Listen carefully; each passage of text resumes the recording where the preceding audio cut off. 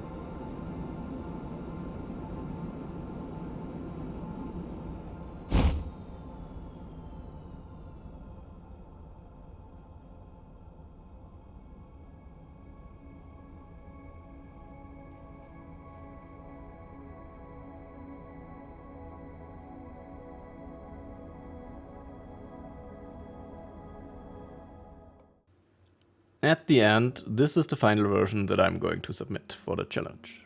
What do we see? The base of the SSTO is the big Carolox fuel tank in the middle, which I painted plain black. It provides fuel for the Wyvern engine that will bring us the last kilometers into space and provide thrust in space. In front of that we have a battery that provides power to the gyro that is next to it. Those two are also painted in plain black. In the very front we have a nose cone that is the first part painted in camouflage green, which looks totally awesome. It also contains Carolox fuel. Then, of course, we have a cockpit with a brave Jundroo in it, also painted in green. Staying with the Carolox system, we have a Wyvern engine at the back, which I moved a bit into the tank for better visuals, but also to optimize the center of mass a bit. So that's for the Carolox system. Let's have a look at how we get off the ground. For this, the wings are filled with jet fuel. And I didn't know that this is possible. It's only possible in Juno. You can't do that in KSP as far as I know. They also have a flat bottom airfoil mode applied that gave me the best results. Powered by the jet fuel, we have two Griffin jet engines. Those are the ones that have an afterburner mode as well as a reverse thrust mode. On the top we have two wings that are used for yaw control. At the rear end of the middle tank we have also 3 drogue chutes to help with braking once we landed. To meet the 25 part limit of the challenge I had to trick a bit and added 4 solar panels. I first tried some blinking lights here and there. It looked nice, I mean at the wingtips and everywhere. But those exploded every time during re-entry, and the explosions of those little lights took other plane parts with them. It was really ugly and super annoying. At the bottom of the SSTO we have of course some landing gear. And by the way, all parts that are facing the bottom side have full heat shields applied, so we can survive re-entry. And that's it. Let's have a look at the final and successful attempt. By the way, I scratched my idea of landing on Luna. I could do a flyby of Luna with that, but instead I went for 1 full orbit, re-entry, and then landing back at the Jundroo Space Center runway. Let's have a look. Full throttle, and we also turn on the afterburners.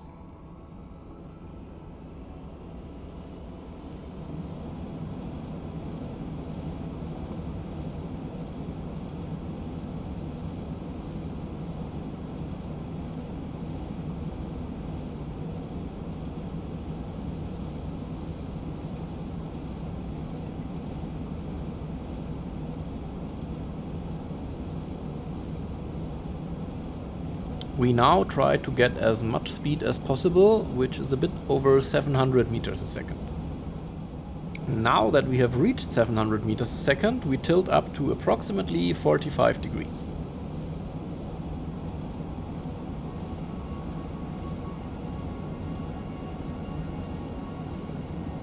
Once our thrust-weight ratio falls below 1, we turn on the rocket engine.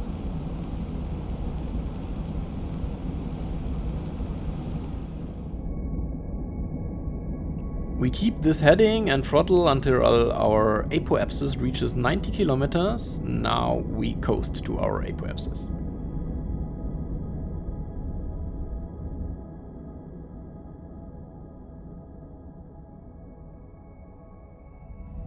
Being in space now, the jet engines are not working anymore because they don't get any air.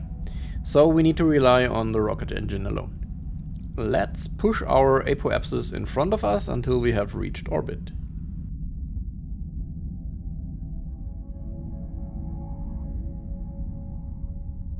And here we are, we made it into orbit, yay!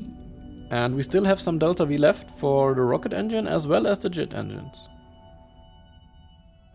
Let's do 1 round around Jundroo and then burn retrograde to head for the Jundroo Space Center runway.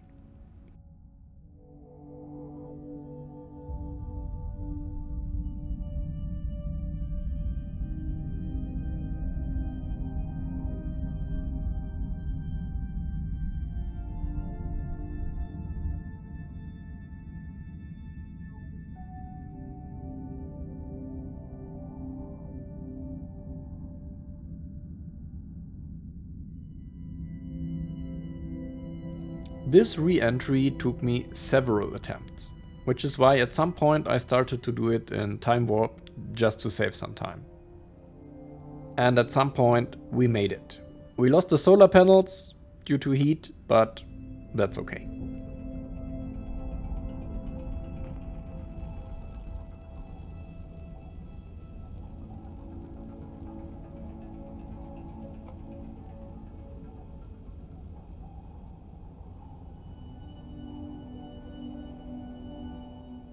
Now let's head for the Jundroo Space Center and try to land on the runway.